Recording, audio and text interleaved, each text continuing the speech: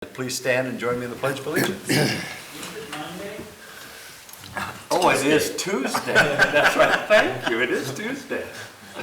I pledge allegiance to the flag of the United States of America and to the republic for which it stands, one nation, under God, indivisible, with liberty and justice for all. Roll call, Deb. Rodney. Here. Tyler. Here. Don. Here. Jody. Here. Harley. Here. Brett. Here. Thank you. Entertain a motion to approve the agenda today. So moved. Second. We have a motion and a second to approve the agenda. Any discussion? Roll call, Deb. Rodney. Yes. Tyler. Yes. Don. Here. Yes. Jody. Yes. Harley. Yes. Brett. Yes. Motion carried. Thank you. So today I'd like to thank Jaden Erpelding as our videographer today, and just want to say that I am looking forward to working with the City Council in 2023 and certainly the city staff, and wish everyone a good year. So, City Council have anything they would like to share? Actually, just one comment I want to make. As we get to the end of the Christmas season and before all the decorations come down, I just was totally impressed with Algona's Main Street in Nebraska here, the Christmas lights that we have. The decorations are nice, large, easy to see. They're from the end of the street. They just look great looking all the way down the street. So I just wanted to comment on that before they're taken down. Good, yep, they do. Had several compliments on those through the season, so thank you. Okay, we'll move to an update from the city administrator.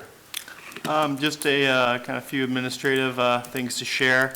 Reminder to everyone that come January 1st here, so the other day, our city emails officially switched over to @algonaiowa.gov. That matches our new website URL, which is algonaiowa.gov. The previous address of @ci.algona.ia.us, which I'm sure we all got tired of saying, those will remain active indefinitely until we're comfortable turning those off, just so we can make sure we're catching everything and getting everything switched over and giving people notice.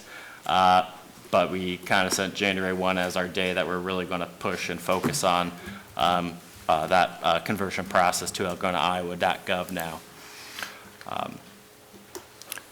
Also, just wanted to remind people with the weather we're having and snow events to sign up through the Alert Iowa Kossuth County notification program. So when we issue a snow emergency, that vehicles have to be off the street or park on side A or B of the downtown parking lots, we always post that on the city website, city Facebook.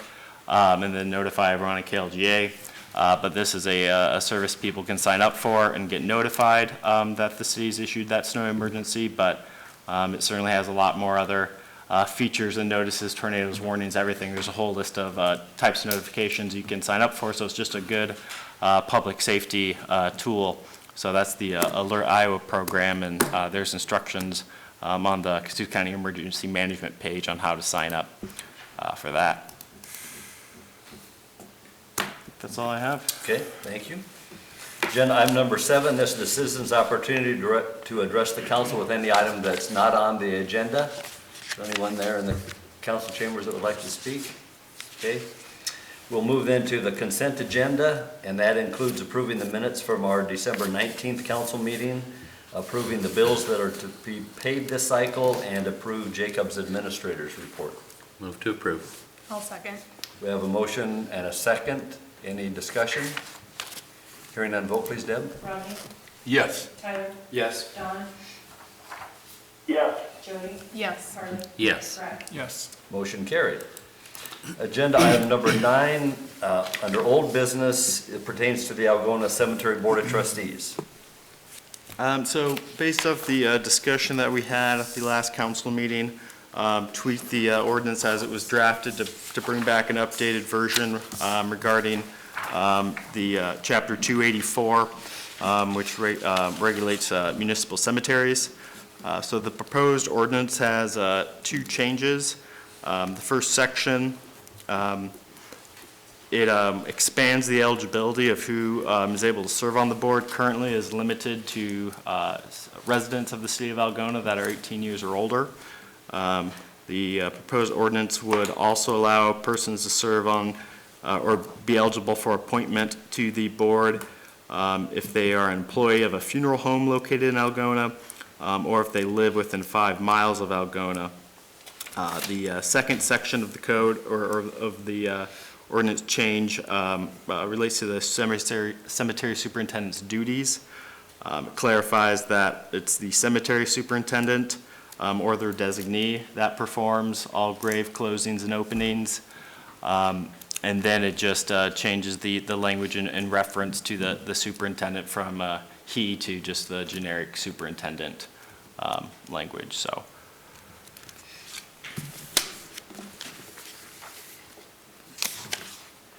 Motion to waive the first reading. I'll second. We have a motion from Rodney, second from Jody to waive this first reading. Any discussion? Hearing none, vote please, Deb. Rodney? Yes. Tyler? Yes. Don? Yes. Jody? Yes. Harley? Yes. Brad? Yes. Motion carried. Thank you. Motion to approve the first reading. I'll second. Motion and a second to approve the first reading. Any discussion? Vote please, Deb. Rodney? Yes. Tyler? Yes. Don? Yes. Jody? Yes. Harley? Yes. Brad? Yes. Motion carried. Thank you. And that looks like we're trying to get all three, or I what's? put all three on there Oh. just because we had, such a lengthy discussion last time around, and I know we have a vacancy Yeah. on the appointment later on.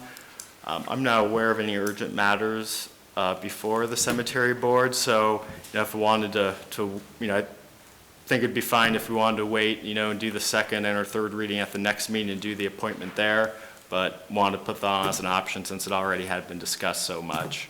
Well, I think it's always prudent to stay with stretching it out so we have time for feedback, unless there's something really urgent. Yeah.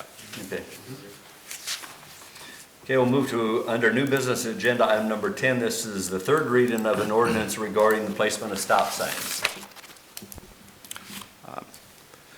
So this ordinance makes three changes that came about with the Phillip Street reconstruction project. So it designates stop signs at the intersection of Oak Street for vehicles traveling west on Oak Street, and then stop signs at Lucas Street traveling east, and then on Lucas Street traveling west along Phillip Street. We haven't had any comment from our first two. We haven't heard anything. Haven't heard anything different. Okay. I'd make a motion, we waive the third reading then. Second. We have a motion and a second to waive the third reading. Any discussion? Vote please, Deb. Rodney? Yes. Tyler? Yes. Don? Yes. Jody? Yes. Harley? Yes. Brad? Yes. Motion carried. Motion to approve the third reading. Second. We have a motion and a second to approve the third reading. Any discussion? Vote please, Deb. Rodney? Yes. Tyler? Yes. Don? Yes. Jody? Yes. Harley? Yes. Brad? Yes. Motion carried. Then we need a motion to adopt the ordinance. Correct? Motion to adopt the ordinance. Second. We have a motion and a second then to adopt this ordinance. Any discussion? Vote please, Deb. Rodney? Yes. Tyler? Yes. Don? Yes. Jody? Yes. Harley? Yes. Brad? Yes. Motion carried. Thank you. That'll be good to have that all settled with the stop signs, the yield signs, and all that fixed and decided, so. Agenda item number 11, this is a resolution pertaining to the retail revolving loan fund. Loan. Yeah, the city received an application for a retail RLF application from Cultivate Family Boutique Shop LLC. It is going to be a retail business. It's going to be at the location that Cultivate Boutique is or was. So they're going to be kind of using that name, but the intent is to expand the retail offerings that are going to be there, including children's clothing. And then they're proposing some renovations and expanding into the back of that building a bit more to put in a single chair hair salon. So the Retail RLF Committee met last week, reviewed the application, and recommended approval.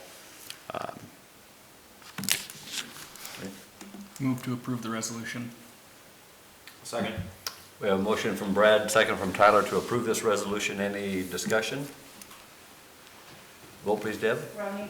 Yes. Tyler? Yes. Don? Yes. Jody? Yes. Harley? Yes. Yes. Motion carried. Thank you. Agenda item number 12, this is a resolution setting compensation for our city attorney. This proposed resolution, the city attorney's hourly rate is set by resolution. The last time city council updated this amount was in 2016.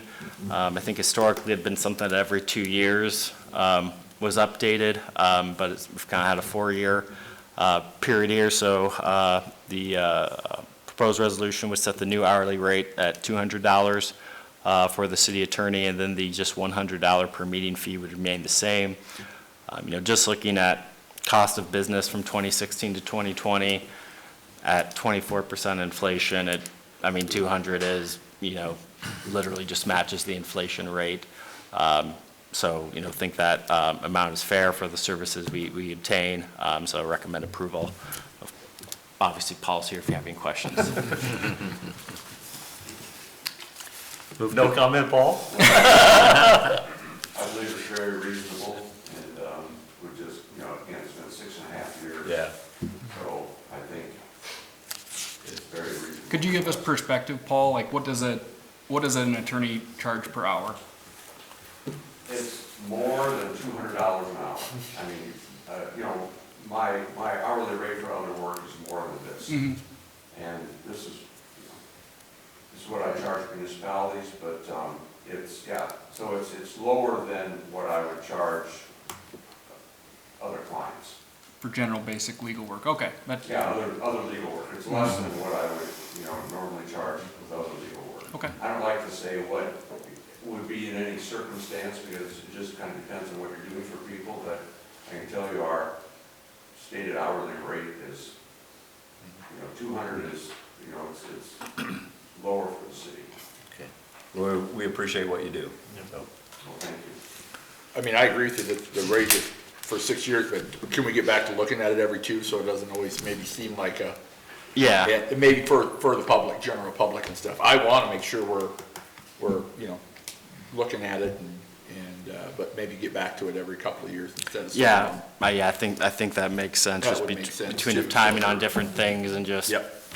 change in administration here of something like that not getting. Yeah. Oh, yeah, there's been a lot going on. But yeah, you just look at the number, but you realize, I guess, it's basically been 7 years, it's a little different. Move to approve. I'll second. we have a motion and a second to approve this compensation. Any other discussion? Vote please, Deb. Rodney? Yes. Tyler? Yes. Don? Yes. Jody? Yes. Harley? Yes. Brad? Yes. Motion carried. Thank you. Thank you. Bet. Agenda item number 13, this pertains to the employee safety manual. Every year, we meet with the city's workers' compensation insurance provider. And this last time we met, we review our policies, our procedures, things like that, and a few different recommendations came out of that. So the resolution approves an update to the city's general safety manual. City, we have a service called Company Nurse, which is if you are injured or twist your ankle, but you think it feels fine today, we still call just so it's recorded. We've had a few instances with that not getting called within that 24-hour period, so they just want us to kind of put a re-emphasis on that and update some of the language. And then that's something that we have and we'll continue to push out to our staff and stress the importance of making that call and documenting. majority of our conversations revolved around kind of our incident review process, that before an actual accident or a near miss, of kind of setting some definitive timelines on when those need to get done. And so we put that in there, that after an accident, or a near miss event, within 24 hours, the employee or employees impacted and their supervisors need to submit that report to the safety manager. And then within 48 hours, the safety manager needs to assemble the team to do the on-site review. And then after that, complete that report. So just to kind of lay out those timelines to make sure things get done, reviewed promptly, and then any measures identified, implemented in short order.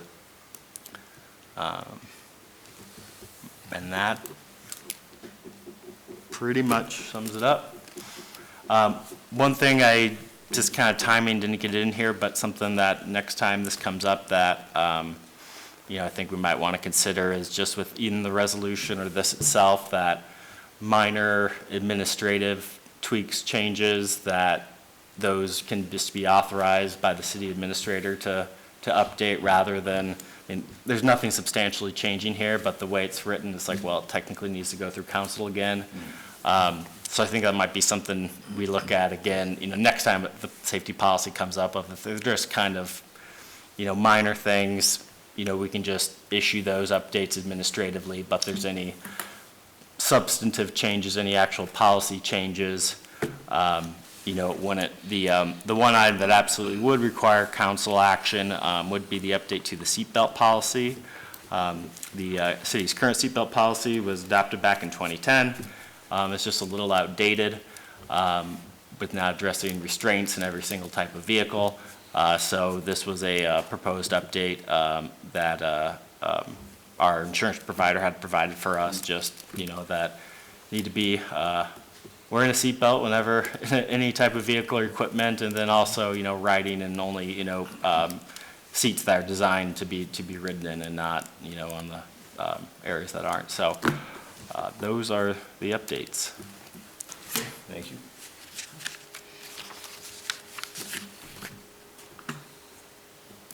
Motion to approve the resolution updating safety manual. Second. We have a motion from Rodney, second from Brad to update the safety manual. Any discussion?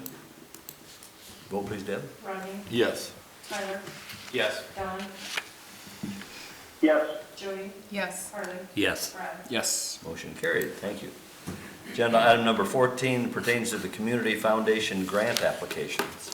Cassuth County Community Foundation grant applications are due coming up here on January 15th, and the city is looking at applying for 2 grants. I'll let Bo, if you want to talk about the plans you've got. We're kind of looking at the possibility of 2 areas. One is for dumping cell phones. If we get a search warrant, it dumps a phone for us. It helps for investigative tool. It's a big investigative tool. We're working on some logistics right now with that because this is it's a very expensive tool. Right now, it's an outsourced thing we do. If we have a cell phone, we have to either drive it over. We used to drive it over to Hancock County. One of their deputies would do it, or we go to Wright County. We go somewhere and have them dump that. And I understand this. These chiefs or sheriffs are saying this takes a lot of time for my deputy now to be working on your case, and some of them are looking at maybe starting to charge, which I would understand, but otherwise, one of the sheriffs just said we're no longer doing it, which we totally understand, but we're trying to work with this grant with the sheriff's office, so we're just trying to figure out the right way to apply for it. I think I believe we got it figured out. We would apply for us, for the city, knowing it's for both of us. That's one option we're looking at, and if that didn't work out, possibly looking at, which we just recently had some major snowstorms. We have a side-by-side that has, great capabilities, which it got called up to work during that, but a side-by-side with tires is no different than a car or truck with tires. it can't get out into it, you know, big drifts, they're done just as much as a car is. So we're looking at having, possibly looking at tracks for it, because then they could, you know, if they go in a ditch, they're just gonna drive in the ditch, it's still an option. But those are two, I think the cell phone, that has a higher priority, for me looking at that, over the, you know, over the tires, or the tracks, I should say.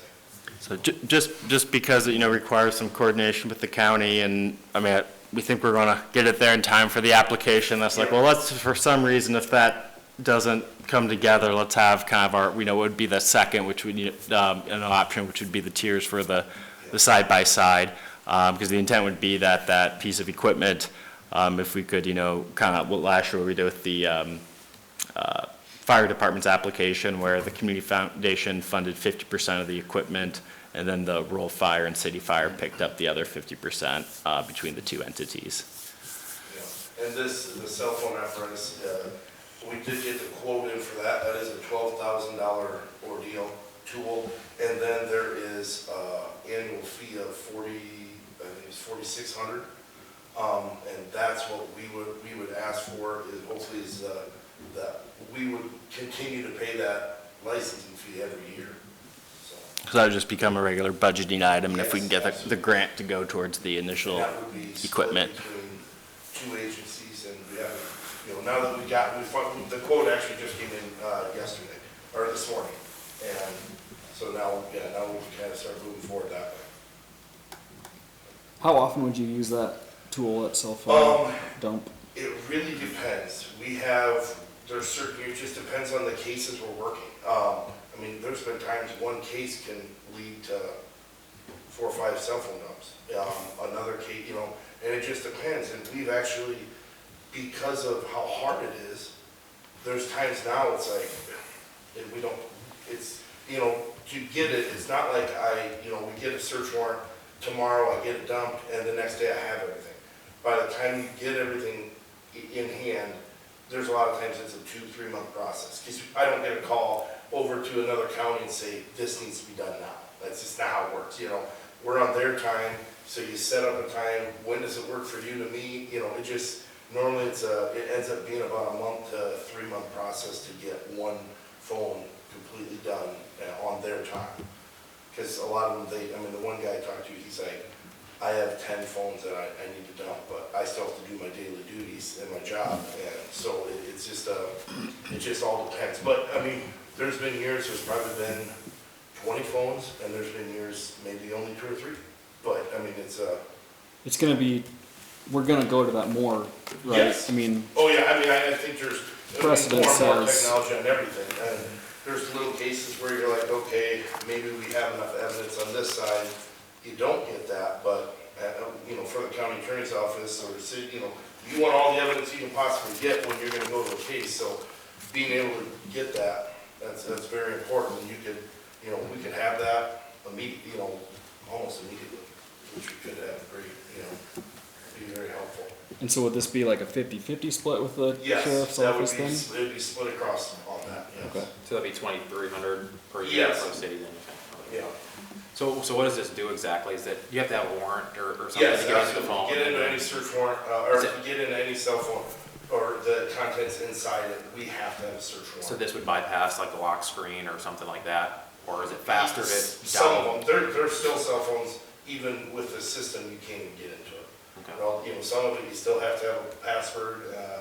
Sometimes, judges, you can get judges to say to the person, you have to give us a password. Or you'll stay in jail. So then what's this do exactly versus plugging in and pulling information off of it or looking through? Well, we don't have the capabilities to get that information right now. Okay.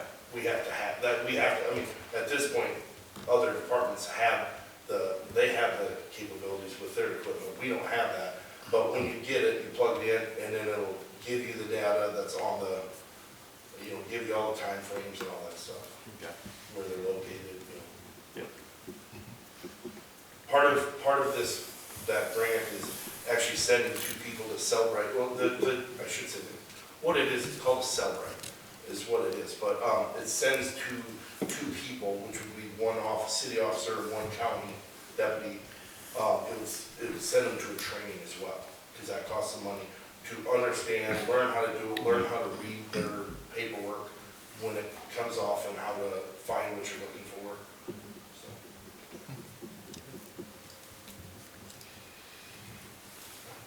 Definitely see how that would be beneficial to have yeah, it definitely would. I see, you know, in some investigation to it, that would really speed up stuff and keep stuff moving. So then is there a cost to apply for the grant, or is this just saying that we'll agree to pay the $2,300? This is just, you know, agreeing to submit the application and then, you know, a commitment of, you know, in terms of the match that, you know, if it's funded, that, you know, you pick up the other half, or our share of the other half. Yeah. So do we need, you want council approval, like, or? Yeah, if you want Yeah, I to mean, motion as presented by Okay, Bo. okay. Did we talk about the tracks then too, or do we need to talk about that one? So you can just have a motion approving an application to the Community Foundation for the Cellbrite device. And if for some reason, if that didn't work out, an application for tracks for the UTV. Okay, I'll make a motion to approve the submission for the foundation grant applications. Second. We have a motion from Jody, second from Rodney. Any other discussion? Vote please, Deb. Rodney? Yes. Tyler? Yes. Don? Yes. Jody? Yes. Harley? Yes. Brad? Yes. Motion carried, thank thank you. you guys very much. And Yeah, thank you, Good Bo. luck. still on the same agenda item, the other application that we're tending to apply for would just be a grant for Central Park as part of that capital campaign. So I spoke with Joanne, and we're planning to request, I believe it's $20,000 to go towards the Central Park splash pad project. Good. So that would, if someone wants to make a motion to that effect. Okay, Oh, move to approve the splash pad application. I'll second. We have a motion and a second to approve the grant for the splash pad. Any discussion? Vote please, Deb. Rodney? Yes. Tyler? Yes. Don? Yes. Jody? Yes. Harley? Yes. Brad? Yes. Motion carried. Agenda item number 15 is appointment to the Cemetery Board of Trustees to fill Jenny Weaver's term. And because of a previous agenda item, we'll need to move that one to a later date, as we have in the past. Agenda item number 16, the appointment to the Broadband Telecommunication Commission. Jay Giving's term has expired. Did anyone have a chance to visit with Jay? Or no? Okay, all right. Maybe somebody can do that, and then we can get that settled for next meeting. And agenda item number 17, this is appointment to the Parks and Recreation Commission. The terms of Samantha Weichert and Rick Klein have expired, and I understand those have both been asked and have agreed to extend their terms. Okay, so if someone would like to make that motion, and I'd make a motion, we approve Samantha Weichert and Rick Klein, was it? yes. Yes. To I'll the Parks second. and Recreation Okay, Commission. we have a motion and a second. Any discussion? Vote please, Deb. Rodney? Yes. Tyler? Yes. Don? Yes. Jody? Yes. Harley? Yes. Brad? Yes. Motion carried. Thank you, and thank you, Samantha and Rick, for agreeing to renew your terms. So with that, that brings us to the end of our published agenda. It's 5:32, and I would entertain a motion to adjourn this Tuesday, January 3rd council meeting. So moved. I'll second. We have a motion and a second. The meeting's adjourned. Thank you very much.